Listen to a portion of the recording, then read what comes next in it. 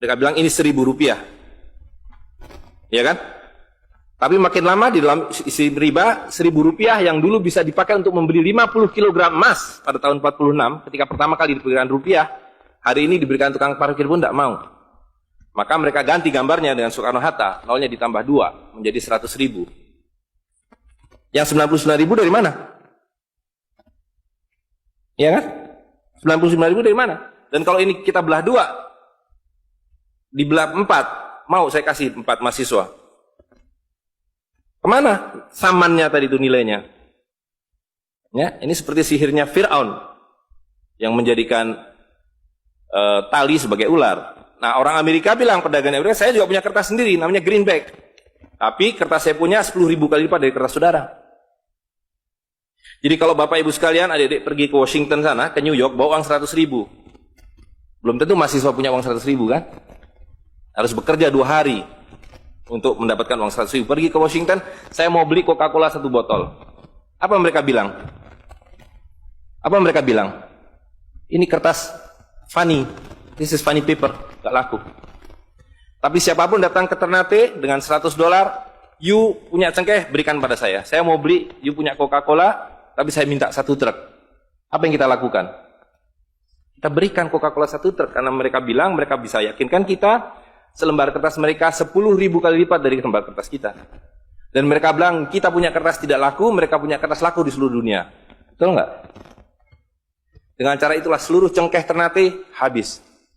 Pala Ternate habis. Seluruh kekayaan Ternate habis, hanya diganti dengan byte komputer.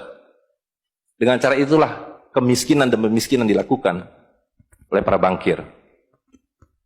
Jadi banking is crime and bankers are the criminal. Dengan sihir ini. Ya.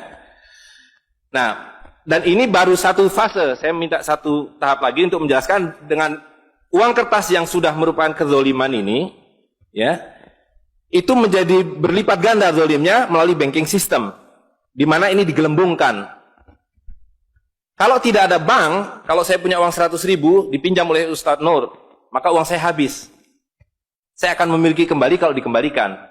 Tapi dengan banking system, kalau uang ini saya hutangkan, dia beranak pinak 20 kali lipat. Uang 100 miliar, kalau ditaruh di bank, maka bank detik itu mencatatkan dalam bukunya punya uang 100 miliar. Betul nggak? Dan itu dilegalisir oleh pemerintah, bahwa you boleh mengakui itu sebagai milikmu. Dan bagi bank, uang titipan ini liability, maka dia harus sewakan, dia harus pinjamkan dengan bunga kepada orang yang mau beli rumah tidak bisa beli rumah, mau beli mobil tidak bisa beli mobil. Jangan khawatir, saya beri kredit, tapi harus tahan 10% untuk cadangan, ya kan? Dan semua orang dibikin miskin. Misi pokok bank adalah membuat semua orang miskin, supaya tidak mampu membeli apapun kecuali berhutang melalui bank. Maka ketika 100 miliar ini diterima bank, maka dia bisa mengutar itu 20 kali dengan bunga katakanlah 10%. Maka dia akan mendapatkan dari bunganya saja 180 miliar. Jadi kalau bank bilang saya ngasih bunga hanya 10%, dia akan dapatkan 200%. Dan dari pokoknya yang dia putar itu, maka dia akan dapatkan 20 kali 90 miliar. Coba lihat, maka terciptalah uang 1,9 triliun, hampir 2.000 triliun. Padahal uangnya berapa tadi? 200 miliar. Yang 1,8 triliun dari mana? Angin, sihir. Tidak ada. Itu sebabnya setiap bank dijaga oleh satpam. Supaya mengesankan bahwa di bank ada uang. Tidak ada uang di bank. Itu kenapa setiap pegawai bank pakai jas, pakai dasi. Supaya orang yakin bahwa uangnya dijaga dengan baik. Karena di situ tidak ada uang. Dan itu sepenuhnya pengelabuan. Jadi bank itu adalah arisan berantai.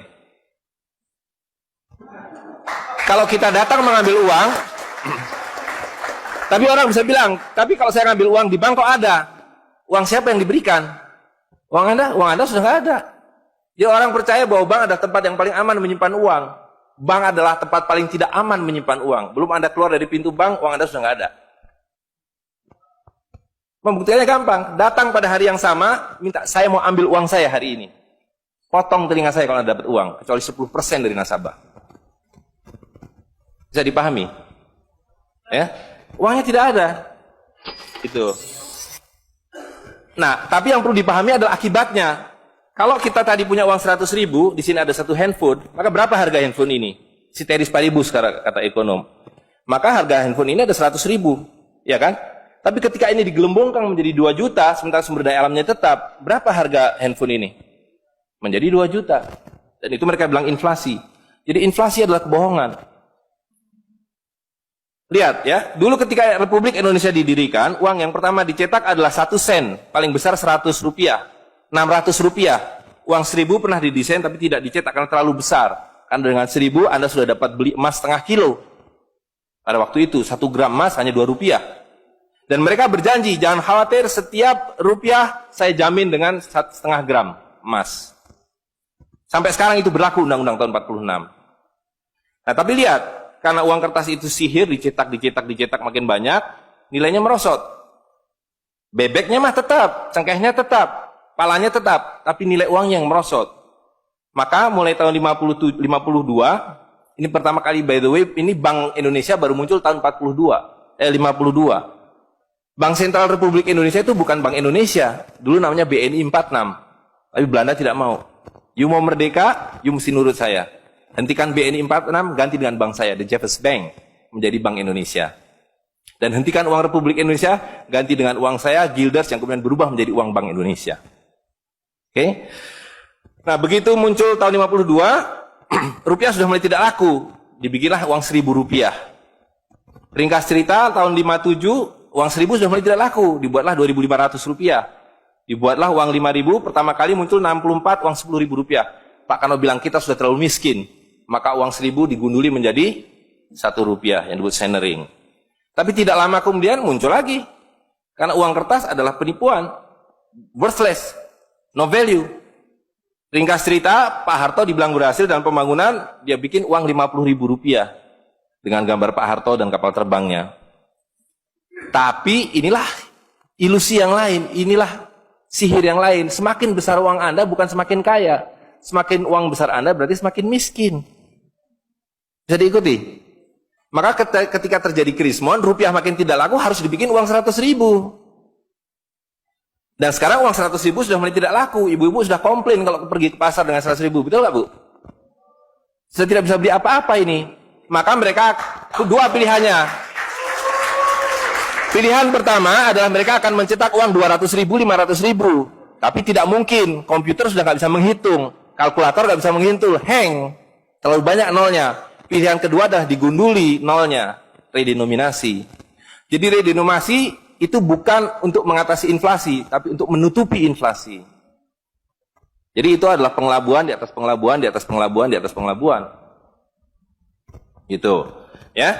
Jadi secara real, uang 100.000 ini dulu ketika Pak Harto masih berkuasa, menjelang jatuh itu, kalau dibelikan telur, dapat 50 kilo. Masih ada yang ingat gak, Bu? Kali ibu-ibu ingat pasti. 1 kilo telur harganya 2.000 rupiah. Begitu Pak Harto jatuh, dibilang ini gara-gara krismon, uangnya sama. Walaupun ini belum ada waktu itu, karena ini masih 50.000 aja udah besar waktu itu.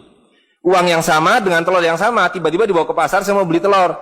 Bu, hari ini tidak dapat 50 kilo lagi. Hari ini cuma dapat 13 kilo. Karena daya belinya, telur sekarang 7.500. Dan hari ini, kalau di pasar Ternate berapa, Bu, harga telur sekilo? Hari ini. Di Jakarta 20.000. Dan telurnya sama. 1 kilo itu isinya 16 butir, 17 butir, 18 butir. Uangnya sama. Tapi hari ini kalau dibelikan telur hanya dapat 5 kilo. Kemana yang 45 kilo? Itu yang mereka rampok. Itu yang mereka rampok. Dengan melalui apa yang mereka sebut inflasi. Tapi sebenarnya dengan cara penggelembungan uang. Kertas yang terus-menerus nilai. Nah, satu lagi Pak ya, saya minta ini karena ini penting sekali. Ini penting sekali. Nah, sistem zalim ini kemudian difikskan dalam satu sistem politik yang disebut nation state pada level global, karena judulnya kan globalisasi uang. Jadi, negara bangsa itu diciptakan oleh para bankir pada abad ke-20. Jadi waktu Indonesia merdeka, Singapura merdeka, Malaysia merdeka, Afrika merdeka, itu bukan kemerdekaan spontan, tapi didesain. Didesain karena kalau dulu mereka mau merampas cengkeh orang Ternate, mau merampas kepala orang Ternate, dia harus bawa serdadu ke sini, Dia harus ambil cengkeh dan palanya. Repot kan? Maka dengan menciptakan uang kertas, mereka tetap bisa mengambil cengkeh orang Ternate, mengambil pala orang Ternate tanpa harus kirim serdadu di sini. Dan karena itu saya kasih merdeka. Tapi satu mesti bikin bank sentral, kedua pakai uang kertas. Supaya saya tetap bisa membeli 1 barel minyak Anda dengan harga 4 sen dolar. Karena mencetak uang ini biayanya hanya 4 sen, 500 rupiah. Ya, jadi berapapun harta yang kita punya bisa dibeli dengan cara itu. Nah, lalu tadi saya sudah ceritakan uang kertas itu dimunculkan bersamaan dengan konsep negara nasional plus hutang negara. You boleh merdeka tapi you miskin. Rakyat penyakitan, rakyatmu bodoh. Tapi jangan khawatir, saya punya uang. Sekolahkan rakyatmu, bikin pembangunan, saya kasih utang. Ya kan? Nah, jadi tugas pemerintah itu, Republik, adalah satu, mengambil hutang dari bank, menghabiskan utang itu, melalui apa yang disebut APBN, lalu dulu mereka tanya, jadi bagaimana saya membuat APBN? Jangan khawatir, sekolahkan anak-anak pintar kamu ke Berkeley, ke Chicago, ke Harvard. Mereka dididik untuk membuat pembangunan. Lalu dikasih paket hutang, dan diajari, kalau nggak bisa, kirim konsultan seperti John Perkins, dan sejenisnya. Lalu ada satu pertanyaan, bagaimana kami membayar hutang kami kalau begitu? Mereka bilang, you punya 200 juta rakyat, pajaki rakyat kalian. Pajaki rakyat kalian. Kalian punya pala, punya cengkeh, habisi hutang kalian. Karena you membayar hutang, kalau kita hutang 5 miliar dolar setiap tahun, apa mereka kasih berkoper-koper dolar? Apa yang mereka kasih ke kita? Mereka hanya mengetik di komputer 5 miliar dolar, ting, masuk ke Bank Indonesia. Nanti Bank Indonesia tinggal kirim ting ke Bappenas, Bappenas ting ke departemen-departemen itu. Tapi ketika kita mau membayar hutang mereka, bisa kita mengetik di komputer 5 miliar dolar, ting, dibayarkan ke Bank Dunia? Nggak bisa, you mesti punya devisa. Dari mana kami punya devisa? You mesti beli dolar kami. Caranya tebang hutan kalian, habisi boksit kalian, habisi mineral kalian. Betul nggak? Nah, jadi itulah yang terjadi di dalam sistem Fir'aun sekarang ini, bahwa pemerintah itu didesain hanya untuk mengambil hutang dari bank, menghabiskan melalui APBN dan proyek, kemudian memajaki rakyat. Karena itu pajak semakin hari semakin tinggi, semakin banyak, semakin tinggi, semakin banyak. Gitu. Nah, jadi kalau digambarkan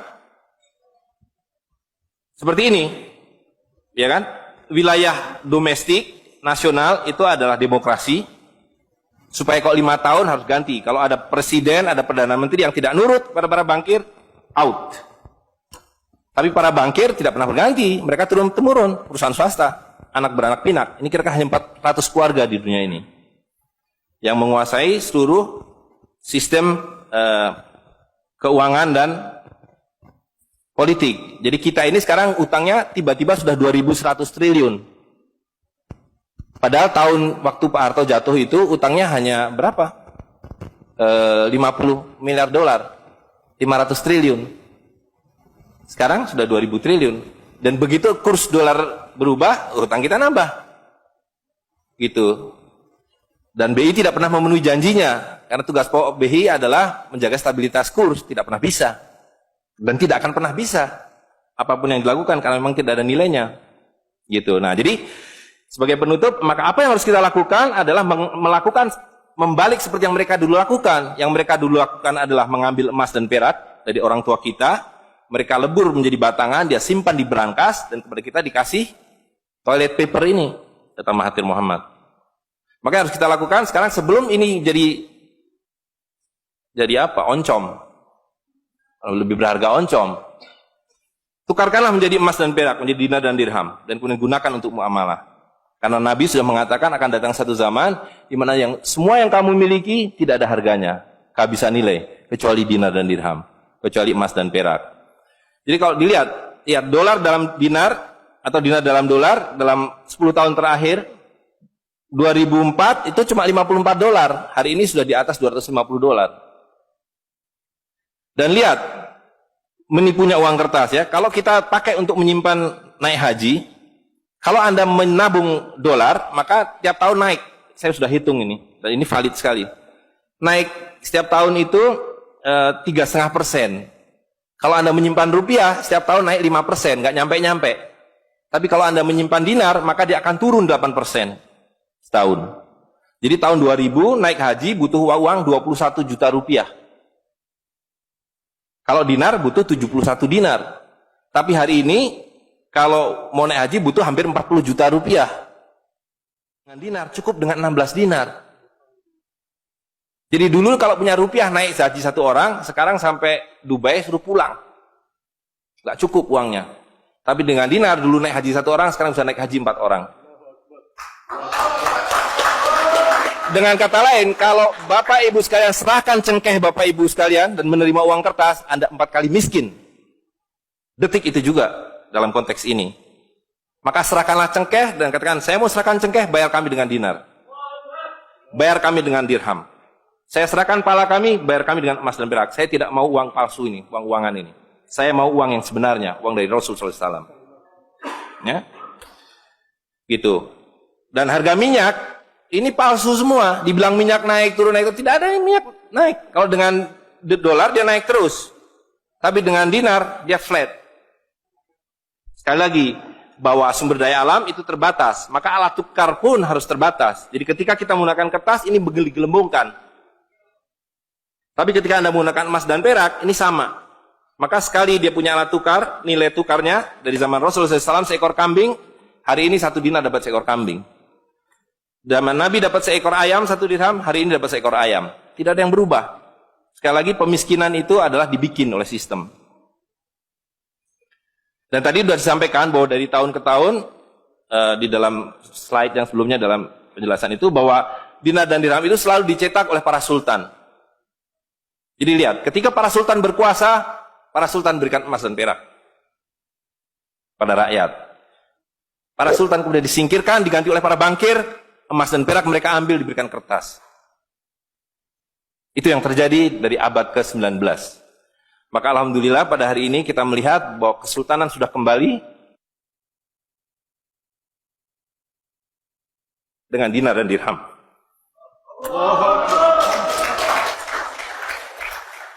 Dan ini adalah awal berakhirnya sistem riba. Ini adalah awal dari janji Allah SWT, yamhaqu riba wa yurbi sodakotan. Aku suburkan sedekah dan aku hancurkan riba. Kehancuran riba ditandai dengan seperti apa yang dikatakan Nabi, kehancuran mata uang kertas.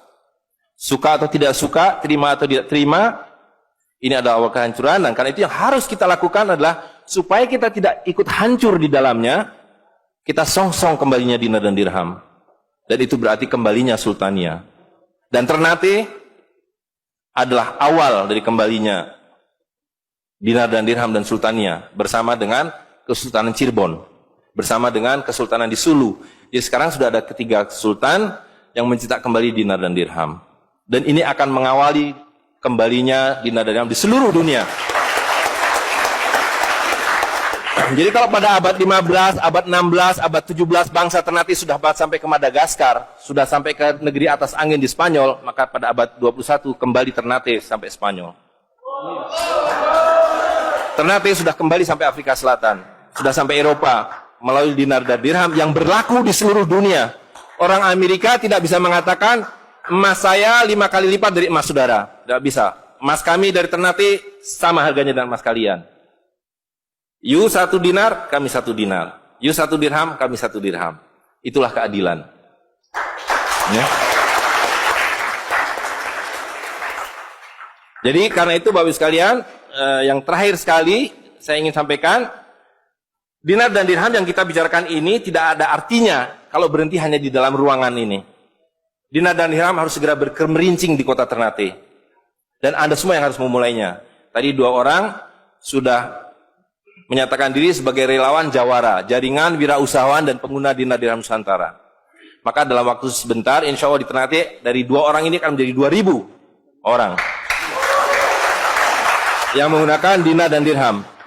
Ya, dari 2.000 akan menjadi 200.000. Seluruh penduduk Ternate menggunakan dinar dan dirham. Dan Kanjeng Sultan dari beberapa waktu yang lalu sudah mulai membagikan zakat dalam dirham. Jadi di Ternate itu sekurangnya sudah ada 1.000 orang memiliki koin dirham yang dibagikan oleh Sultan. Dan itu adalah awal. Ini baru awal dari kembalinya Islam dan berakhirnya kezaliman.